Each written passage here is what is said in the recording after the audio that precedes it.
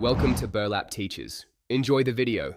You start by ensuring the device is awake and unlocked, then open Settings immediately. Once in Settings, tap System or General Management. This targets date and time controls.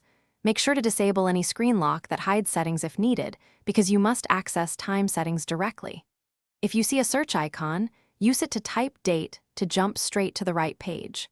This saves time and avoids digging through menus before you change anything.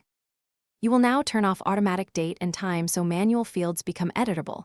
This gives you control. Next, tap date to choose the correct day on the calendar, then tap time and enter hours and minutes.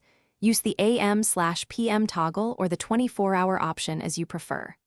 Once done, confirm the time zone because a wrong zone shifts everything. Make sure to save or accept changes. Some systems apply instantly, while others require a confirmation tap. After setting time, you add a visible date/time widget to the home screen. Long press an empty area, choose Widgets, select the clock or calendar widget, then drag it into place. Once placed, resize and position it where you can glance quickly. This helps daily reference. If the displayed time is incorrect, first toggle network sync back on, then reboot the device. This forces a fresh sync with carrier or NTP servers.